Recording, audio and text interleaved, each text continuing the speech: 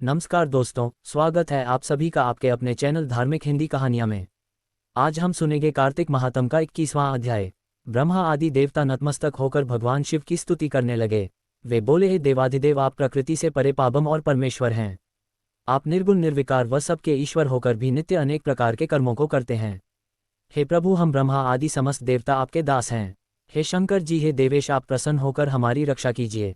हे शिव जी, हम आपकी प्रजा हैं तथा हम सदैव आपकी शरण में रहते हैं। नारद जी राजा प्रभु से बोले, जब इस प्रकार ब्रह्मा आदि समस्त देवताओं व मुनियों ने भगवान शंकर जी की अनेक प्रकार से स्तुति करके उनके चरण कमलों का ध्यान किया, तब भगवान शिव देवताओं को वरदान देकर वहीं अंतर्ध्य हो गए। उसके बाद शिव जी का यशोगान करते हुए सभी देवता प्रसन्न होकर अपने अपने लोक को चले गए।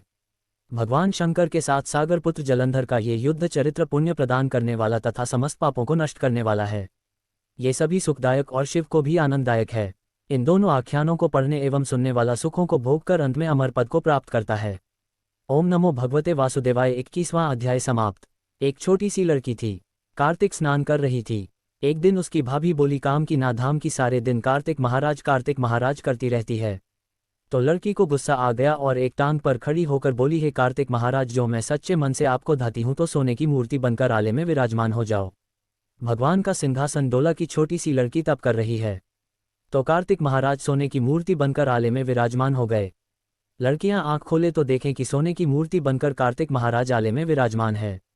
अब जल्दी से आवाज दी, देख ले भाभी, कार्तिक महाराज देख ले, देख ले माँ, कार्तिक महाराज देख ले। अब तो माँ भी ध्यावे, अब तो भाभी भी ध्यावे। हे कार्तिक महाराज, जैसे छोटी लड़की का साथ रखा वैसे सबका रखना। कहता ना सुनता ना हूँ होकारा भरता ने सारे परिवार का रखना। एक ब्राह्मण था, वह प्रतिदिन मंदिर जाता था। वह प्रतिदिन तुलसी माता की पूजा करता था। तुलसी माता से प्रतिदिन प्रार्थना करता था कि हे तुलसी महारानी, मेरे आनंद करना। तुलसी माता ने सोचा कि यह ब्राह्मण बहुत ही सीधा और सरल है, गरीब है और प्रतिदिन मेरी पूजा करता है। मैं इसके लिए कुछ ना कुछ करना चाहती हूँ।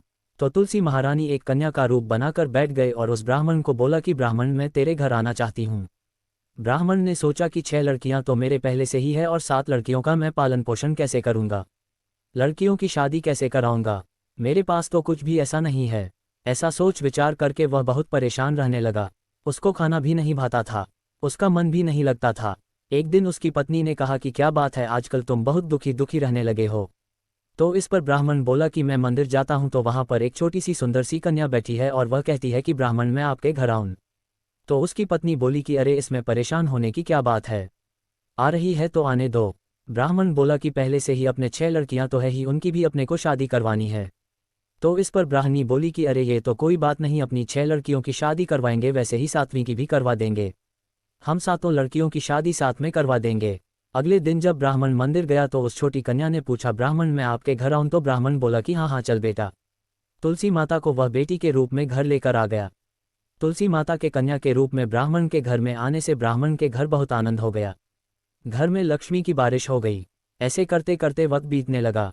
जब ब्राह्मण 7 कन्याओं की शादी के लिए वर ढूंढने जाने लगे तो उस छोटी कन्या ने कहा कि मेरे तो शालिग्राम जी के मंदिर में जाकर शालिग्राम जी को बोलना कि बारात लेकर आए और मेरी 6 बहनों के तुम्हारी इच्छा से वर ढूंढ लेना। और तुलसी महारानी की कृपा से सभी 7 बेटियों के जेवर, कपड़ा, खाना सब तैयार हो गया और बहुत ही धूमधाम से सबकी शादी हो गई। हे तुलसी माता, जैसे ब्राह्मण के घर टूटे वैसे सबके ढूंढना, जैसे ब्राह्मण पर कृपा की वैसे हम सब पर करना। जय श्री राधे। पीपल पथवारी की कहानी। एक गुजरी थी, उसने अपनी बहू से कहा कि तू 2 दही बेच के आ। वह बेचने गई तो रास्ते में उड़ते पीपल पथवारी सींच रही थी। उनको सींचता देखकर बहू ने पूछा कि तुम ये क्या कर रही हो? औरतें बोली कि हम पीपल पथवारी सींच रही हैं, इससे अन्न और धन होता है, 12 वर्ष का बिछड़ा हुआ पति मिल जाता है। बहू बोली, ऐसी बात है तो तुम तो पानी से सींचती हो, मैं तो दूध से सींचूंगी। अब तो गुजरी बहू रोजाना दूध दही बेचने ही नहीं जाती। वह रोजाना दूध तो पीपल में और दही बधवारी में सींचती। सास दूध दही का दाम मांगती तो कह देती कि महीना पूरा हो जाने पर दे दूंगी। कार्तिक का महीना पूरा हो गया, पूनम का दिन आया। बहू पीपल पथवारी के पास जाकर बैठ गई। पथवारी ने पूछा कि तुम मेरे पास क्यों बैठ गई? तब बहू बोली कि सासू दूध दही का दाम मांगेगी। पीपल पथवारी बोली कि मेरे पास क्या दाम रखा है, ये भरा धिंदा पान भतूरा है, इसको ले जा। बहू ने वही ले जाकर कोठरी में रख दिया और डर के मारे कपड़ा ओढ़कर सो गई। सासू बोली कि बहू पैसे ला। बहू बोली कि कोठरी में रखा है। सासू ने कोठरी खोलकर देखी तो हीरा मोती जगमगा रहे हैं। सासू बोली कि बहू इतना धन कहाँ से लाए? बहू ने आकर देखा तो सच्ची में ही धन भरा हुआ है। बहू ने सासू को सारी बात बता दी। सास ने कहा कि अब की कार्तिक में मैं भी पथवारी सीजूंगी। कार्तिक आया, सास दूध दही तो बेचकर आ जाती और हांडी धोकर पीपल पथवारी में चढ़ा देती। आकर बहू से कहती कि मेरे से दाम मांग। तब बहू कहती, सासू जी कोई बहू भी दाम मांगती है क्या? पर सासू कहती कि तू मांग। बहू बोली कि सासू जी पैसे लाओ, तो वह पीपल पथवारी के पास जाकर बैठ गई। पीपल पथवारी ने सासू को भी पान पधूरा भरा डंडा दे दिया। उसने वहीं ले जाकर कोठरी में रख दिया। बहू ने खोलकर देखा तो उसमें कीड़े मकोड़े बिलबिला रहे हैं। बहू ने कहा, सासू जी यह क्या है? तब सास ने आकर देखा और बोलने लगी कि पीपल पथवारी तो बड़ी दोगली पर बटपीटन है। इसको तो धन दिया और मुझको कीड़ा मकोड़ा दिया। तब सपोई बोलने लगे कि बहू तो सत की भूखी सींचे थी, तुम धन की भूखी सींची। हे पवारी माता, जैसा बहू को दिया वैसा सबको देना, जैसा सास को दिया वैसा किसी को मत देना। जी की कहानी। एक बार महादेव जी स्नान करने के लिए भोगावती गए। उनके जाने के पश्चात पार्वती ने अपने तन के मैल से एक पुतला बनाया और उसका नाम गणेश रखा। हे पुत्र, तुम एक मुगदल लेकर द्वार पर बैठ जाओ, मैं भीतर जाकर स्नान कर रही हूँ। जब तक मैं स्नान ना कर लूँ तब तक तुम किसी भी पुरुष को भीतर मत आने देना। भोगावती में स्नान करने के बाद जब भगवान शिव जी आए तो गणेश जी ने उन्हें द्वार पर रोक लिया। इसे शिव जी ने अपना अपमान समझा और क्रोधित होकर उनका सिर धड़ से अलग करके भीतर चले गए। पार्वती ने उन्हें नाराज देखकर समझा कि भोजन में विलंब होने के कारण महादेव जी नाराज हैं। इसीलिए उन्होंने तत्काल 2 थालियों में भोजन परोसकर शिव जी को बुलाया। तब दूसरा थाल देखकर तनिक आश्चर्यचकित होकर शिव जी ने पूछा, ये दूसरा थाल किसके लिए है? पार्वती जी बोली, ये पुत्र गणेश के लिए है जो बाहर द्वार पर पहरा दे रहा है। ये सुनकर शिव जी और अधिक आश्चर्यचकित हुए। तुम्हारा पुत्र पहरा दे रहा है? हाँ नाथ, क्या आपने उसे देखा नहीं? देखा तो था, किंतु मैंने अपने रोके जाने पर उसे कोई उद्दंड बालक समझकर उसका सिर काट दिया। ये सुनकर पार्वती जी बहुत दुखी हुई, वे विलाप करने लगी। तब पार्वती जी को प्रसन्न करने के लिए भगवान शिव ने एक हाथी के बच्चे का सिर काटकर बालक के धड़ से जोड़ दिया।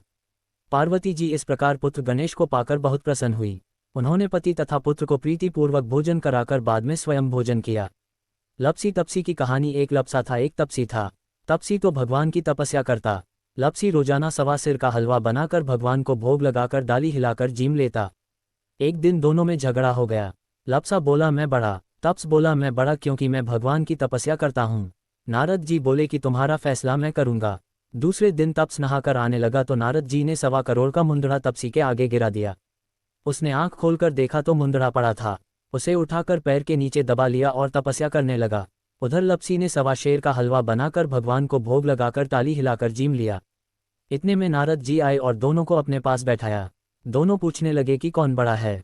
नारद जी ने लपसी से कहा कि अपना पाँव हटा। पाँव हटाते ही मुंदड़ा निकला। तब नारद जी बोले कि मुंदड़ा चुराने से तेरी तपस्या भंग हो गई है, इसीलिए लपसी बड़ा है। तप्स कहने लगा कि मुझे मेरी तपस्या का फल कैसे मिलेगा। नारद जी बोले कि तेरी तपस्या का फल कार्तिक नहाने वाली देंगी। सब कहानी कहकर तेरी कहानी नहीं कहेंगी तो कार्तिक का फल तुझे हो जाएगा। धोती देकर रंगोछा नहीं देंगी, सिरा देकर दक्षिणा नहीं देंगी, ब्राह्मण चिमाकर दक्षिणा नहीं देंगी, दीवा चाचकर हाथ ना जोड़े तो तेरा पुण्य होगा, कपड़ा देकर बटन न लगावे दाहिने हाथ नाड़ा बांधे तो सबका फल तुम्हें हो जाएगा। और इतना कहकर नारद जी चले गए। लपसी को फल लपसा ने हो, तपसी को फल तपसी ने हो। जो माँ की कथा कहानी को फल महान्य हो। मिलते हैं जल्द एक नए अध्याय के साथ। तब तक के लिए स्वस्थ रहें, मस्त रहें और अपने माता पिता का ख्याल रखें। राधे राधे।